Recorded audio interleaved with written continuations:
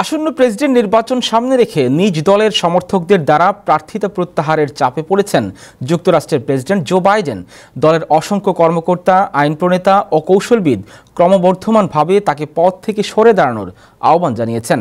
ডেমোক্র্যাটদের একাংশ বলছে, আগামী নভেম্বরে অনুষ্ঠিত হতে যাওয়া নির্বাচনে বাইডেন যদি ট্রাম্পের মোকাবিলা করেন তবে তাদের দল হারের মুখে পড়তে পারে। রিপোর্টে বিস্তারিত।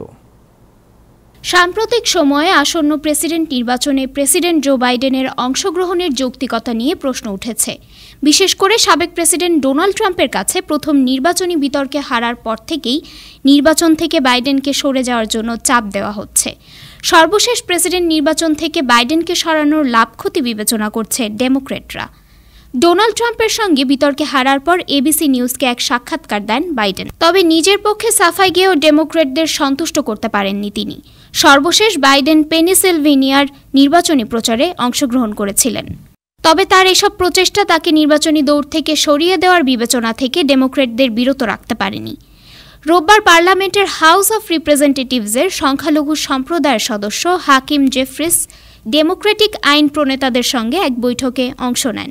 একটি সূত্র জানিয়েছে, সেই বৈঠকে বাইডেনের প্রার্থিতা নিয়েও আলোচনা হয়েছে। বৈঠকে থাকা অন্তত 4 সদস্য বলেছেন, তারা মনে করেন বাইডেনের উচিত নির্বাচনী দৌড় থেকে সরে দাঁড়ানো। সূত্র জানায়, এছাড়া বৈঠকে উপস্থিত অন্তত 3 জন বাইডেনের প্রার্থিতা নিয়ে উদ্বেগ প্রকাশ করেছেন।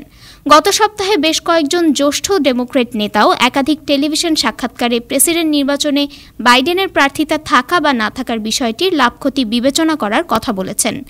ডেমোক্র্যাটদের একাংশ বলছে, আগামী নভেম্বরে অনুষ্ঠিত হতে যাওয়া নির্বাচনে বাইডেন যদি ট্রাম্পের মোকাবেলা করেন তবে দল হারবে।